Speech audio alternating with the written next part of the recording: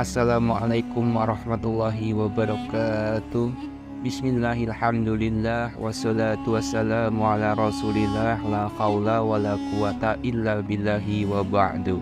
Saudaraku seiman yang dimuliakan Allah subhanahu wa ta'ala, diriwayatkan oleh Syekh Umar Al-Sayrafaini, suatu hari Syekh Abdul Qadir Al-Jailani berkata, "Pernah seharian aku bermukim sendirian di sebuah puing-puing yang ada di daerah Kisroh.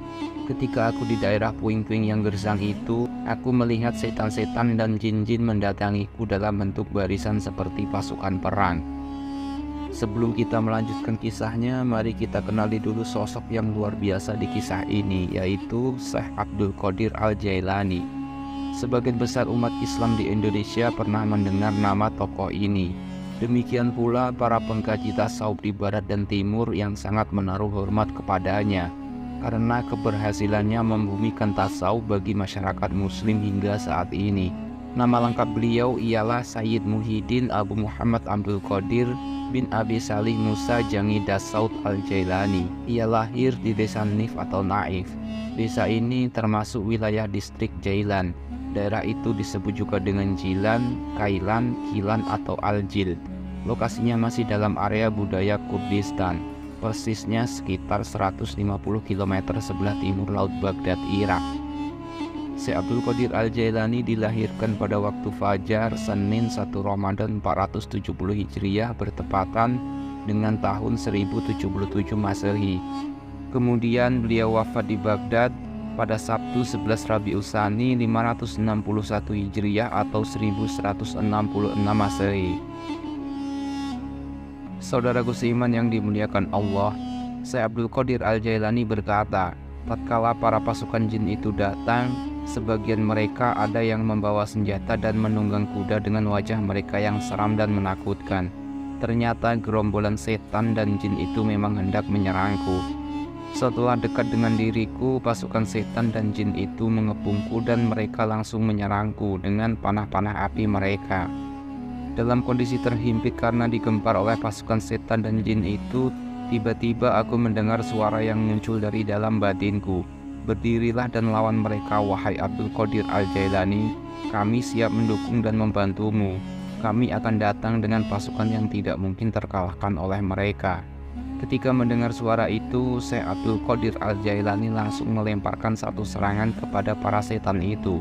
Dengan sekali serang, pasukan setan dan jin itu langsung lari tunggang langgang dan pergi menghilang. Namun masih ada sosok setan yang tertinggal dan menghampiri Syekh Abdul Qadir Al-Jailani. Kemudian setan itu berkata kepada beliau, "Pergilah dari sini atau aku akan menghajarmu."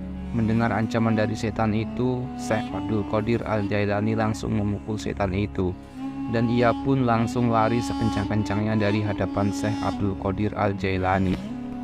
Setelah itu Syekh Abdul Qadir Al-Jailani mengucapkan kalimat thayyibah, "La haula wa la quwata illa billahil aliyyil azim." Seketika itu juga setan yang mengancam Syekh Abdul Qadir Al-Jailani langsung terbakar api hingga hangus. Namun kejadian itu tidak selesai hanya sampai di situ. Dalam kesempatan lain, beliau didatangi oleh iblis yang penampilannya benar-benar menakutkan. Mukanya buruk dan bau badannya sangat menjijikkan.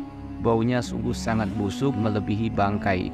Iblis itu berkata kepada beliau, "Aku datang kepadamu dengan maksud untuk menjadi pelayanmu yang siap melayanimu, karena kamu telah berhasil mengalahkanku dan menaklukkan seluruh pasukanku." Mendengar tawaran tersebut, Syekh Abdul Qadir Al-Jailani berkata dengan nada membentak, "Pergilah kau iblis dari hadapanku, karena aku tidak pernah percaya sama sekali kepadamu." Setelah Syekh Abdul Qadir Jailani berkata demikian, tiba-tiba muncul sebuah tangan turun dari langit kemudian memukul keras kepala iblis itu. Maka iblis itu pun terjungkal keras melesat ke dalam tanah, dan iblis itu pun menghilang entah kemana. Namun iblis itu tidak menyerah juga dan masih saja datang kembali.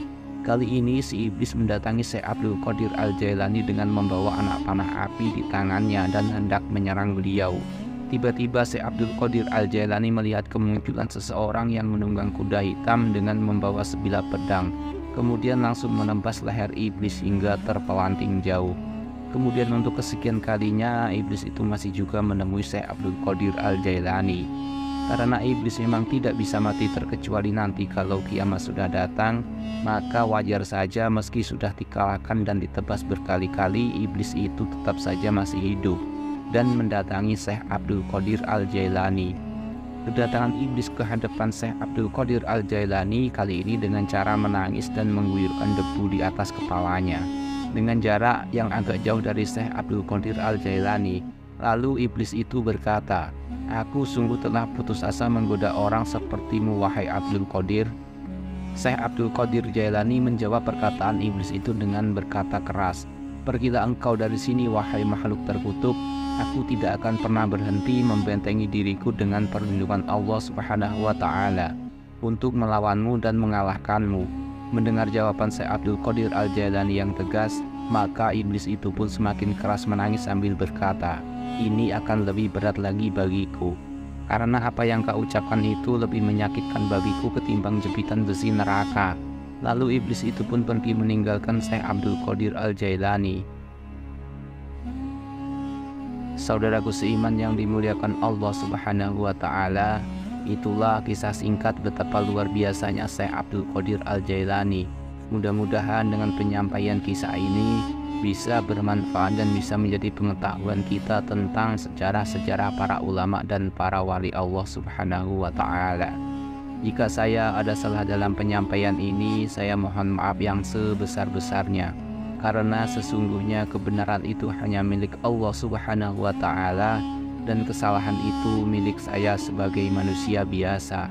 Saya akhiri, subhanaka Allahumma wa bihamdika, asyhadu an la ilaha illa anta, astaghfiruka wa atubu ilaik. Wassalamualaikum warahmatullahi wabarakatuh.